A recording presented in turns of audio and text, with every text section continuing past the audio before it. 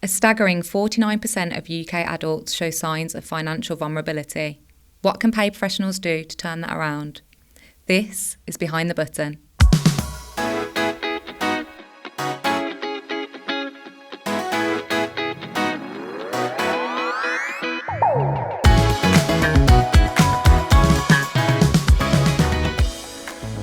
Hello and welcome to Behind the Button, the podcast that really lifts the lid on what goes on behind the scenes in the world of pay. I'm Laura Murphy, the CIPP's content editor, and I'm joined today by somebody who's going to talk to me all about financial wellbeing and payroll saving and why employers should be taking notice. Welcome to the show today, Joss Tasker. How are you? Really good, thanks. Thanks so much for having me. I'm excited about this conversation. Me too. So on Behind the Button, we ask our guests to leave a question for the next guest, and you've got a really, really juicy one. So what do you want your payroll legacy to be? That's a wonderful question, isn't it? Yeah. So nice.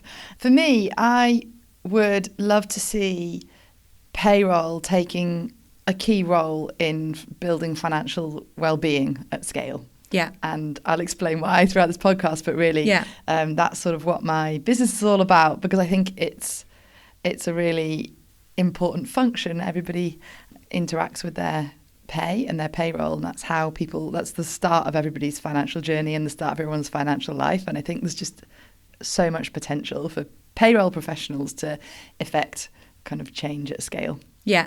So we're going to talk a little bit about your business today, Joss, and the role that you play within the pay professions. So can you tell me a little bit about Sync Savings, sort of what the organisation does and what role you play at Sync Savings? Yeah, absolutely. So I'm CEO and co-founder of Sync. We founded it around 3 years ago. We're a mission-driven organisation. Our goal is to help everyone to save more and live healthy, productive, successful financial lives. So what we do is we help people to save directly from their pay into high interest savings accounts, and then we'll add on additional financial products as and when there's demand. So it's a really shocking stat, and there's a lot of data, and the situation is kind of getting worse, which is why we're so committed to this mission. So 49% of people now are considered to be financially vulnerable. We all hear about the lack of financial education. I think we've all felt the lack of financial education when we're trying to organise our financial lives. There's also an issue that the right products don't reach the right people. Yeah. We're really passionate about talking about money. A lot of people don't even like to talk about money, and we can go into why that's so important. So we wanted to bring all those things together. Yeah. And so we want to make saving as dopamine fueled and as easy as spending. Yeah. We want to do show not tell financial education. So we want to help people to just start saving in 2 taps without the data entry and the hassle. And if it comes straight from your pay, well, then it can be automated. And the difference with your pension is that it's easy access. So you can have it whenever you want it. Yeah, as and when, which I think is really important given the current economic climate. Absolutely, yeah. So absolutely. I want to talk to you about saving and where that passion for saving first came from. So taking you all the way back to your childhood, taking you way, way back, what was the first thing you ever saved for? Oh, there's probably a few. There's a really good question. I think it was to go and see Eternal. Oh, wow. I love them, to be fair. They're amazing. In the Barbican Centre in York. Yeah. And I remember, saving up. And then quite early on, I started working I grew up in a village in the middle of nowhere in North Yorkshire and started working in the pub. And it's just satisfying to see how you can start saving and how that can improve your life. Yeah. Yeah. And I think mine was a musical thing as well. I always used to save up. Remember those compilation albums? Now that's what I call. I used to love them. So I was always spending my money on those. So we're obviously both music connoisseurs. Hyper cool. And do you think that early sort of experience of saving has shaped your views on saving today? Yeah, I think so. And just the satisfaction you get of being able to sort of spend when you need it. But I think I've also been in situations where I haven't had very much money. And I grew up in a household, my parents are both self-employed, so sometimes we'd have money and other times we wouldn't. Yeah. And I kind of have a sort of, not I've never experienced really deep financial hardship, but let's just say I've had an idea of what it's like to have very little money. Do you know what I mean? And go to the market at the end of the day to buy like vegetables that no one else wants for like £1. I live in fear actually of financial instability, and I'm definitely the kind of person that likes to know that I've got a buffer. Yes. And I completely understand where that insecurity comes from, and the health benefits of having savings. And it's pretty well documented, and Mind have done lots of research about the link between financial instability and poor mental health. It also impacts your IQ. So when you don't have any savings, it's really simple, but if people have got poor mental health, the first thing you should be looking at is, are you okay, like financially? Because that impacts obviously all parts of your life. And what happens when you don't have much in savings, or you don't have a buffer, is you don't feel okay because you're not okay. And that has an impact on your brain chemistry. So you're in that frontal cortex, you're in that flight or fight mode. And that then means that you're on average 13 IQ points less intelligent if you did an IQ test at a moment in your life when you had very little financial security versus when you were secure. So that is why it's so important to just help people to build that buffer. Yeah. And to start small and start early. Because, for anyone who's ever been there, you're just in panic mode. You can't make any strategic decisions. You tend to make worse decisions in life in general. And that is fascinating. 77% of people say they're distracted at work because they're worried about money. So it's not a small problem. Yeah. And it really does seep into every area of your life. Absolutely. I know there's always this talk about, you separate your home and your work life, but if you've got something pressing going on at home, we know that comes to work with you. Absolutely. And similarly, vice versa, if something's going on at work, you take it home. We're human. Exactly. And we can't always compartmentalise. Yeah. And those figures and those facts are, shocking. We need to obviously be doing more to help people be more financially resilient. Yeah. So talk to me about payroll savings. So how does that work? It's pretty simple. Basically, instead of telling your employer, I'd like you to pay me all of my money into my current account, what you're saying is, please can you put a little bit in my savings account and a little bit and the rest of it in my current account, or the other way around, however you want to do it.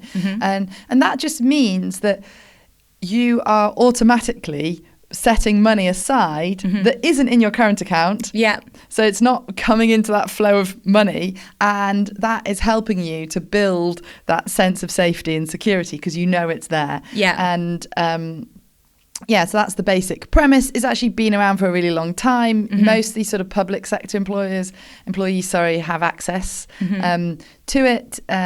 Often via credit unions. We love credit unions. I've just spent a lot of time with a bunch of credit unions yesterday. For a long time, they've been doing amazing work in this space. And now we're looking at how do we kind of help them to digitize and also kind of roll it out to a broader audience because all of the research suggests that it's really impactful. And it's that thing about it happening automatically, isn't it? It's Absolutely. Not, people don't have to make a conscious decision to go and save separately. It's already done. It's really hard, isn't it, to manage your money, I think.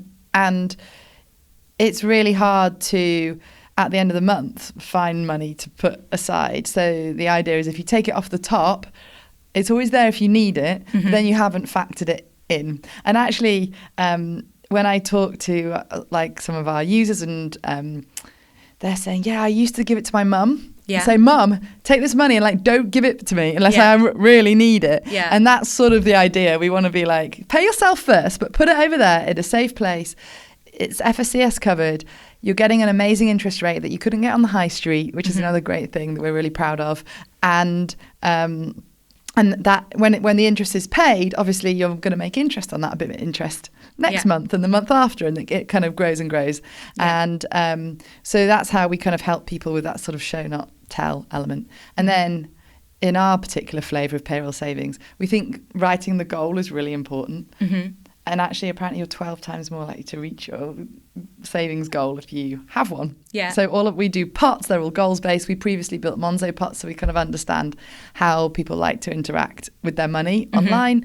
It's a really nice way of people being able to look at it and be like, oh yeah, Christmas is looking good. Yeah. I'm saving for the holiday, and I've got the rainy day pot. Yeah.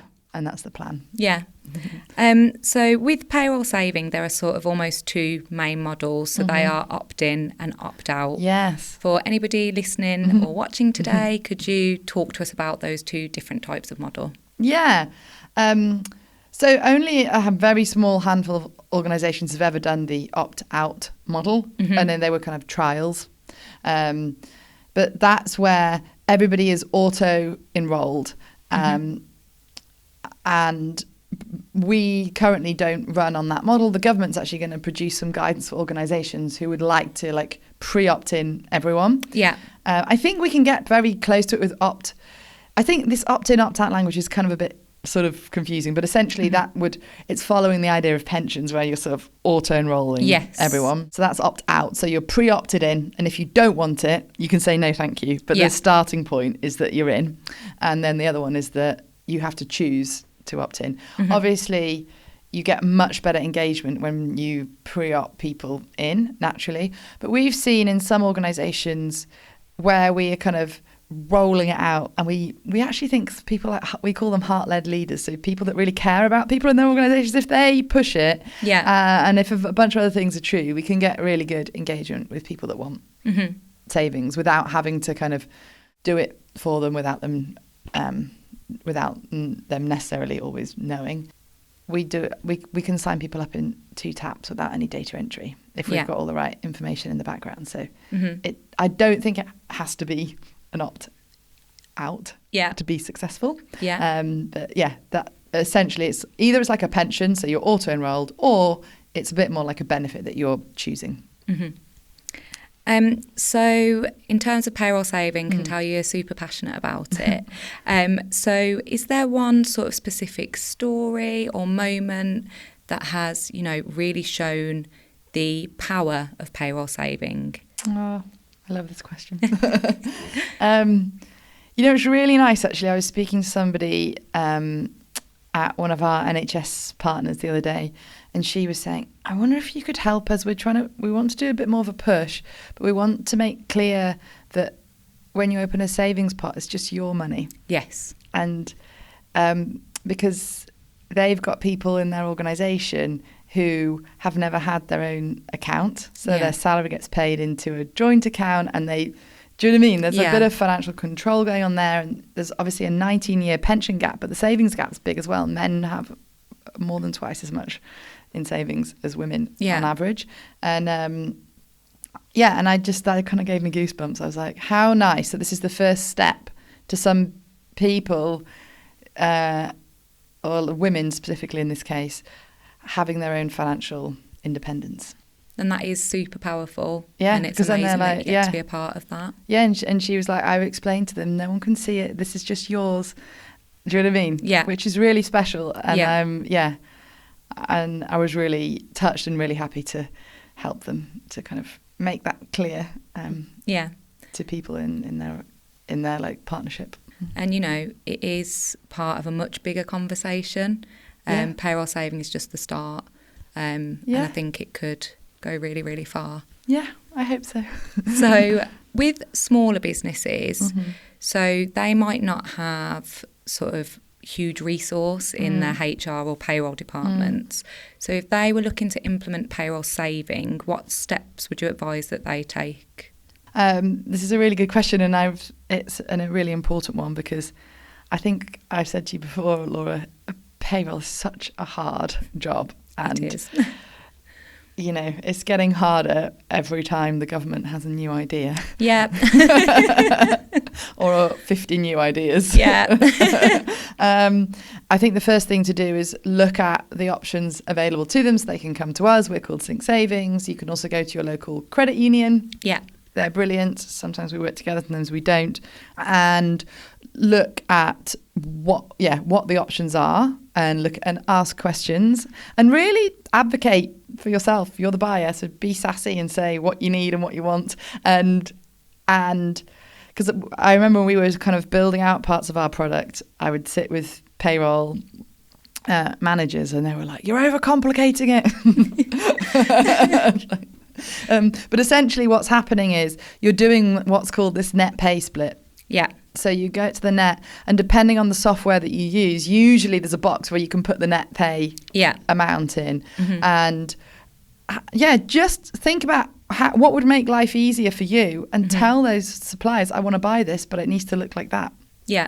And I think that would be my advice. And I think because it's a very nascent market, this is a new kind of category, if you like, of benefit. Yeah. Or a new category of finance, really. And we're all learning together. So I think, have a look, talk to the different suppliers, but just think about how it fits best in your process and with your tooling, because the big payroll providers are all looking into this. Yeah. Everybody's moving on it, but payroll managers and payroll professionals need to advocate for what they want. Yeah. Because the last thing you want is just for it to be yet another thing that's sort of dumped on you by someone else who's made a decision but hasn't understood the complexity of your job. Yeah. So it's sort of like, well, do you want it through your benefits platform? So do you want a consolidated report that shows, gross and net pay? Or do you want to do it separately? Or, and think about what tooling you've already got. And do you want it embedded in your payroll app? Do you want it standalone, which we do for some of our NHS clients and some of our others? Or do you want some of the employers that we work with, and we always say we want to speak to your payroll people, and we ask them, what works for you? So I think it's sort of, those are the kind of questions that I would ask, but I would just start with taking a step back and understanding what's going to work for you, and then look at what's available and ask if they don't have what you want, ask for it. That's music to my ears, and I'm sure to payroll professionals, that you speak to payroll teams, because as you rightly said, quite a lot of the time the decisions are made and then it comes to payroll, which doesn't always work out in the way that things were originally intended. No, and it's the last thing you want, isn't it? On payday, you're already doing an exceptionally difficult job. You don't want to then have to try and find deductions data from 5 different places, and because there's no margin for error when it's somebody else's pay. And you want to know, how are you going to reconcile it? How do you know that it's accurate? You also don't want it to just be pushed straight through, because people might have left the organisation or things might have changed. There's just so many considerations, aren't there? Yeah. And so, that's why we kind of work in that way. And we also are really anxious to, whenever we do a new launch, we do a kind of drier run the first time round. So just people in payroll, if they want to, they can put in a small amount of money and process their own, and then they get comfortable with it. And then hopefully they become advocates in their organisations. And as soon as they can start talking about payroll and payroll savings, well, then they open up all these really great conversations with colleagues about it as well. Yeah. And at the CIPP, we're always talking about how pay professionals can position themselves as being more strategic. Now, payroll saving arguably is a great tool for attraction and retention of staff. Yes. So, have you got any tips for payroll professionals that are going to senior leadership teams and saying, we must implement payroll savings? What sort of advice would you give to those people?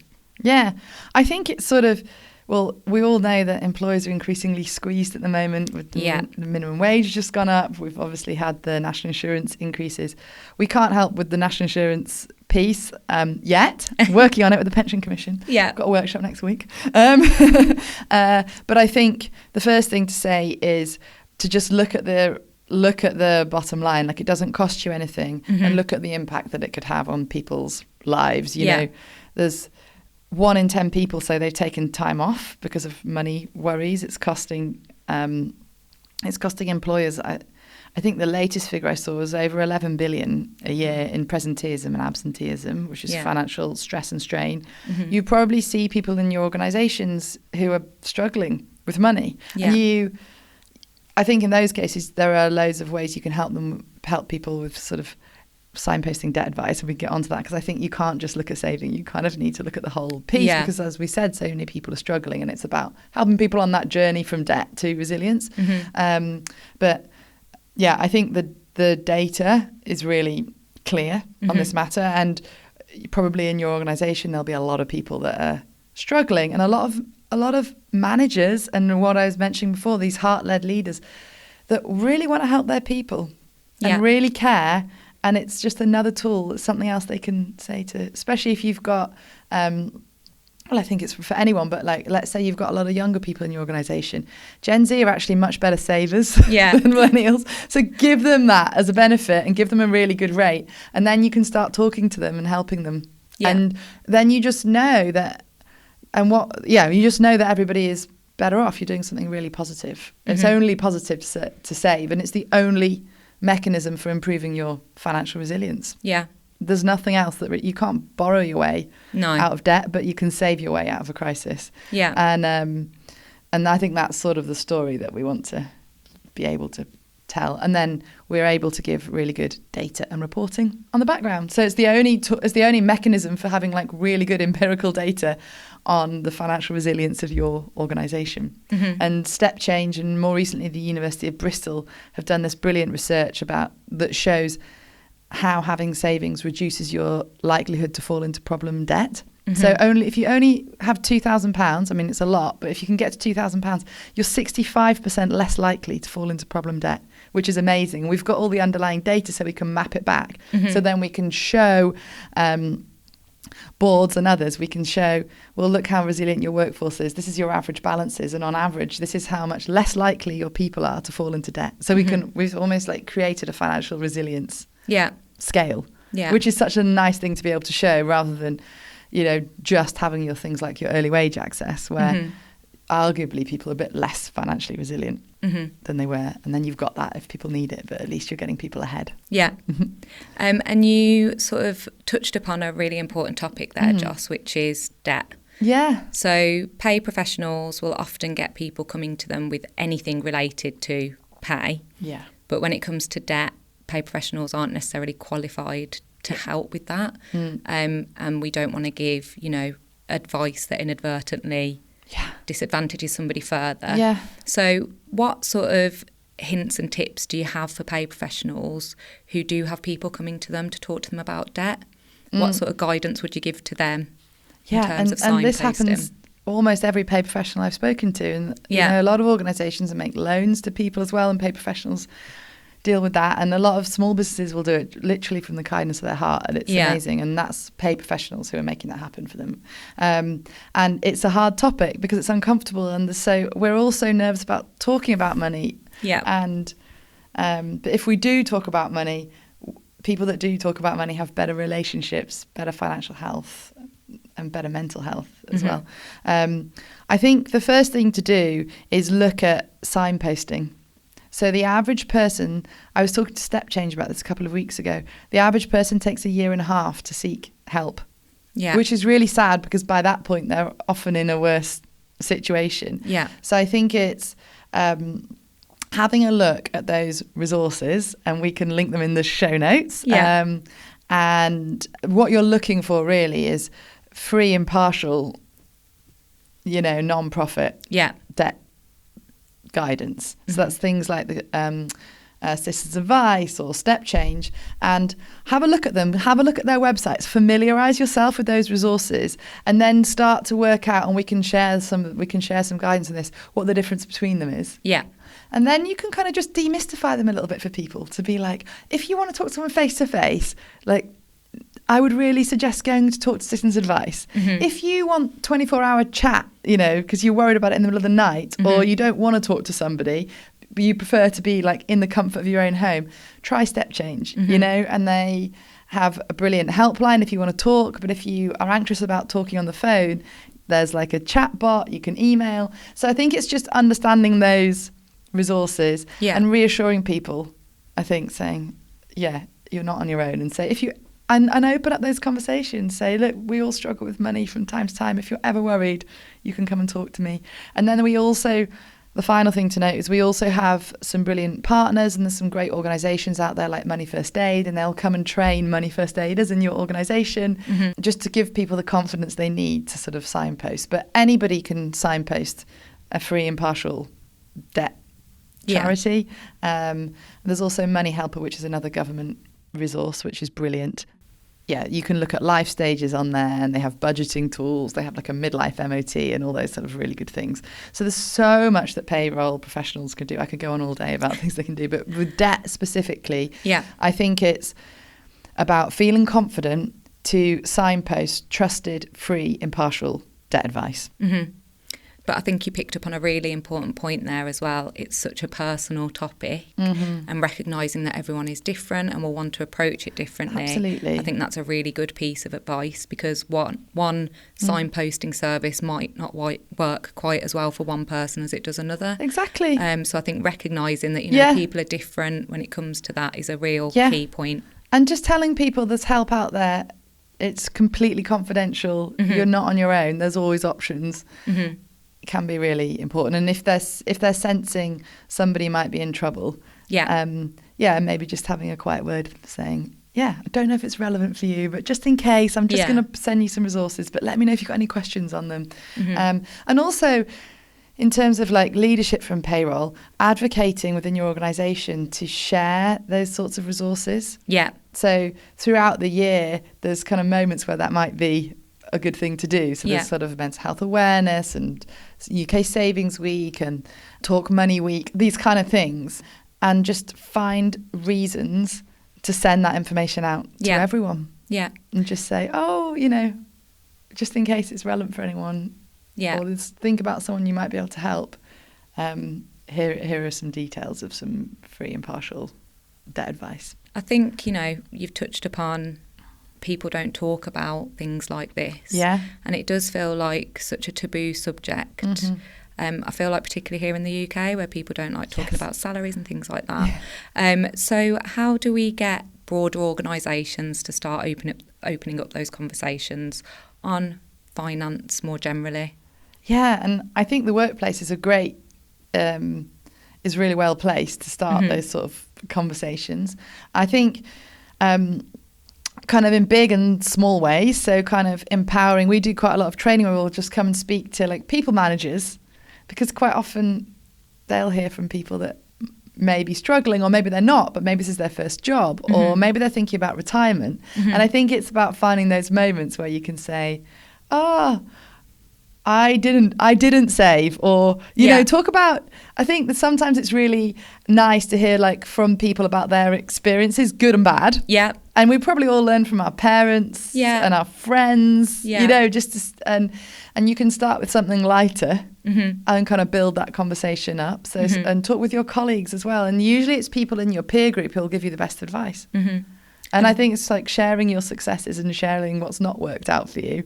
And as from an organisational perspective as well, having products like payroll savings is really cool, because you can ask people what they're saving for. And then sometimes like we have this sort of tree where people have curved little tickets they can hang their savings goals, and it's just a nice way to get the conversation going about what people are saving for, because you're really asking them, well, what are your hopes and dreams for the future? And then maybe you could invite a financial coach into your office. Do you know what I mean? And get offer they can come and speak to everyone, and then offer people like 10 or 15 minutes slots to chat to them.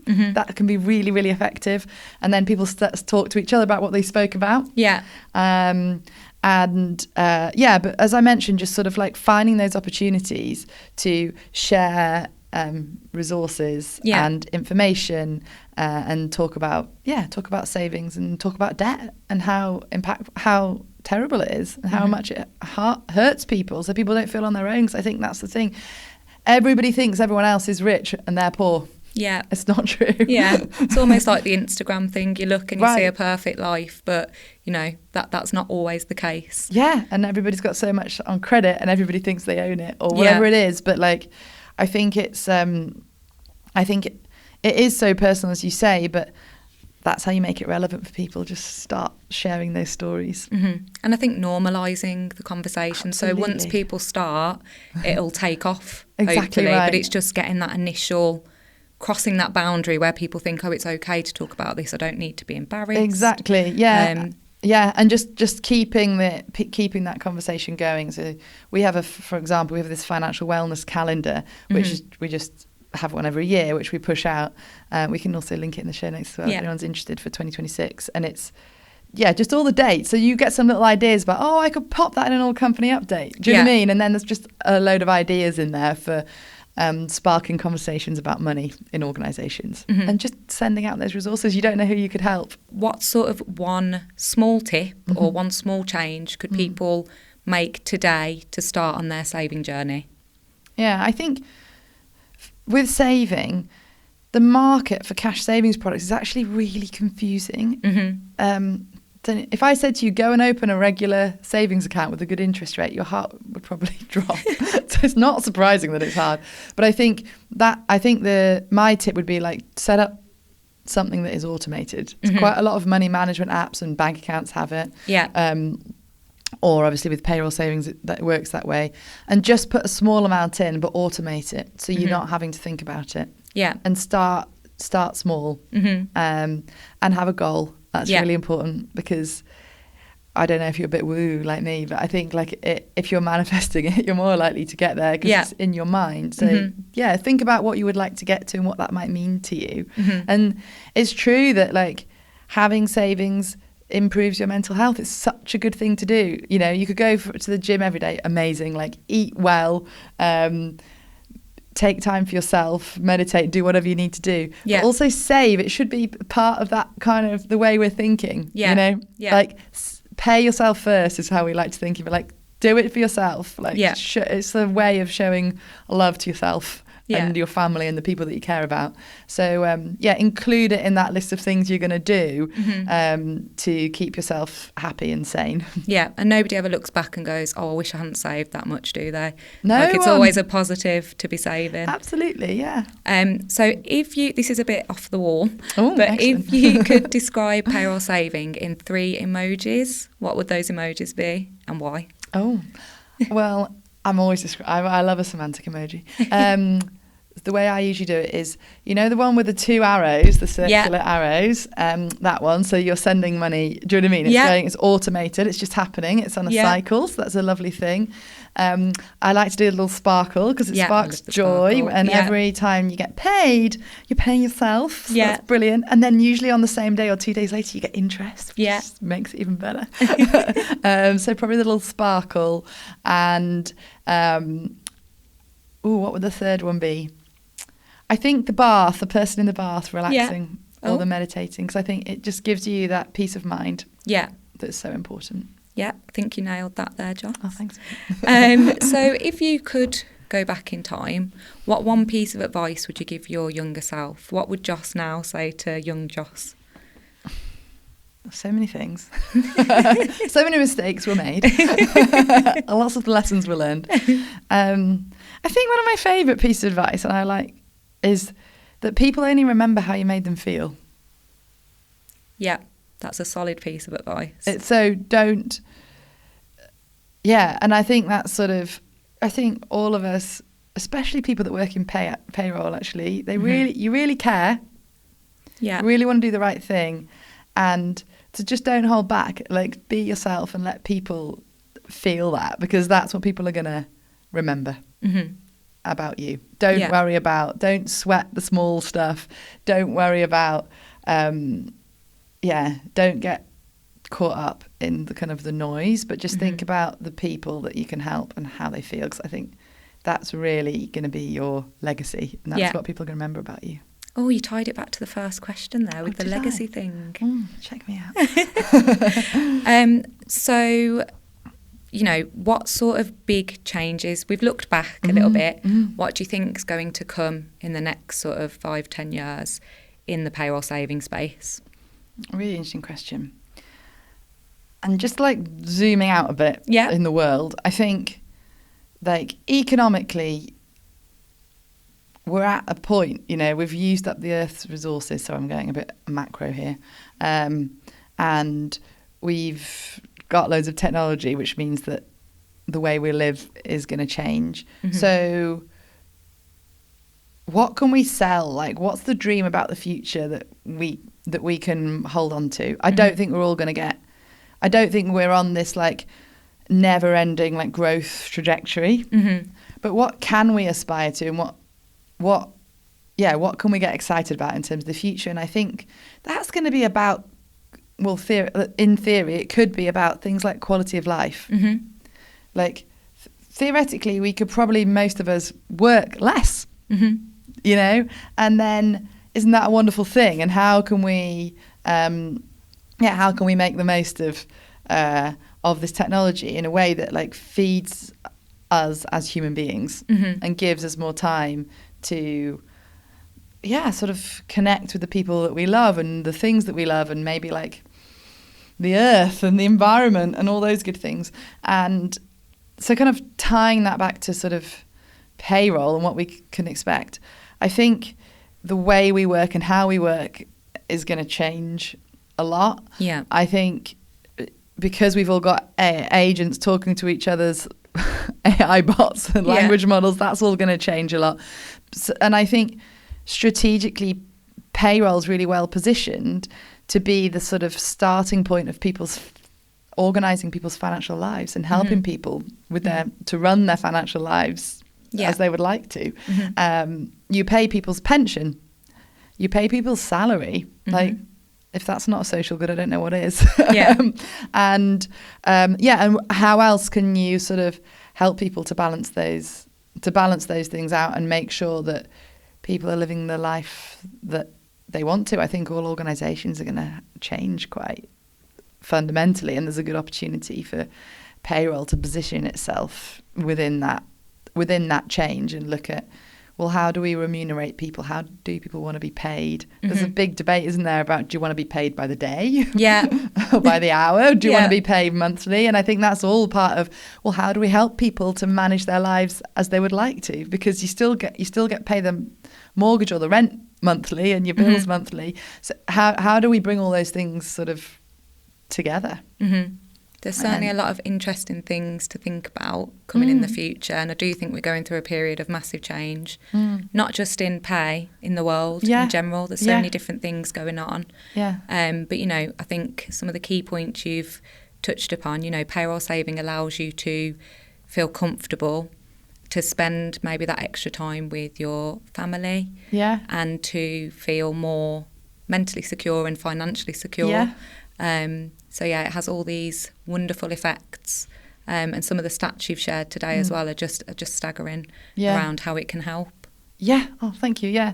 And, you know, in any organisation, 25% of people at least won't have a penny, like no savings. Mm-hmm. And I think that's those especially the kind of people that we're really keen to reach and help. Yeah. Okay, Joss. So I've got one last favour to ask of you, if that's okay. Yeah. So could you leave a question for our next guest on Behind the Button? I would like to know if you could wave a magic wand and change the industry. Mm-hmm. What would you do? Ooh. Thank you for your time today, Joss. Thank you so much for having me. I've loved it. Really appreciate your time today. Check out the show notes for links to those resources Joss mentioned to help colleagues who might be struggling with their finances. And don't forget to hit subscribe or follow Behind the Button on your favourite podcast app. And if you're watching on YouTube, tap the like button, drop us a comment, and make sure to subscribe so you don't miss an episode. Thanks for tuning in, and we'll see you next time.